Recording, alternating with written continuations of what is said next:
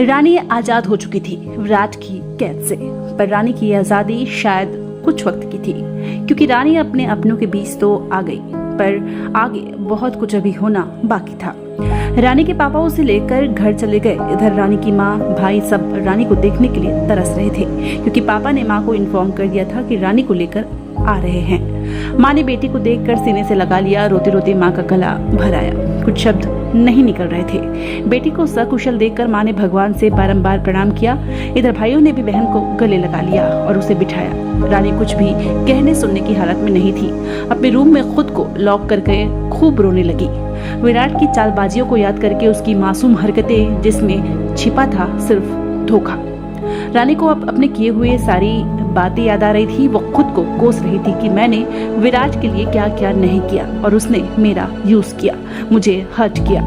रानी के रूम के बाहर पापा खड़े हुए थे। अपनी बेटी को प्यार से बाहर से कहा, बेटा तू कुछ खा ले, फिर आराम से सो जाना, रात भी हो चुकी है। और रानी की माँ को खाने का इशारा किया। रानी बस रोए जा रही थी। माँ पापा ने खाने को आवाज दिया, पर रानी ने दरवाजा नहीं खोला। पापा ने अपनी बेटी को परेशान जानकर उसे कुछ नहीं कहा और सब सोने चले गए।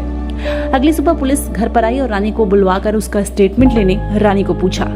रानी ने बताया, मुझे नहीं पता, मैं स्कूल में थी और किसी ने मुझे चॉकलेट्स दिए, बर्थडे है बताकर, तो मैंने खा लिया और फिर कुछ याद नहीं। रानी की गोलमटोल बातें पुलिस की समझ में तो आ ही गई थी। उन्होंने पापा से कहा, जिसने आपकी बेटी को किडनैप किया था वो पकड़ा गया है। इतना सुनते ही रानी की स्थिति ऐसी थी कि मानो काटो तो खून नहीं। वो हड़बड़ाते हुए उठ खड़ी हुई।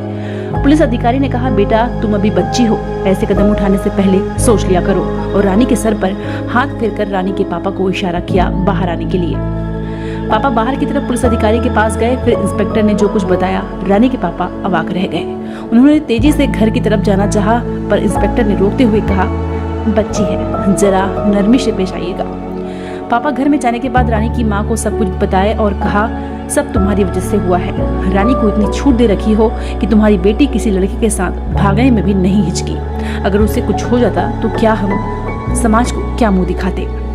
रानी पर्दे के पीछे से सब कुछ सुन रही थी। रानी की माँ ने रानी को झटक कर पर्दे से बाहर खींचा और जोरदार 2-3 थप्पड़ रानी के गाल पर जड़ दिए। रानी कांपते हुए माँ पापा से माफी मांग रही थी, जमीन पर बैठकर गिड़गिड़ा रही थी।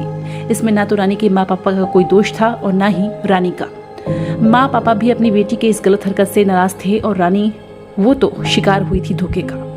छोटी सी उम्र में इतना बड़ा धक्का खाया था उसने, और उसी नादानी ने अपने माँ बाप का विश्वास भी खो दिया था। माँ पापा ने रानी पर पाबंदी लगा दी, उसे कहीं भी बाहर आने जाने मना कर दिया। उसके छत पर जाने तक को रोक लगा दी गई। रानी ने इस नादानी में सब कुछ खो दिया।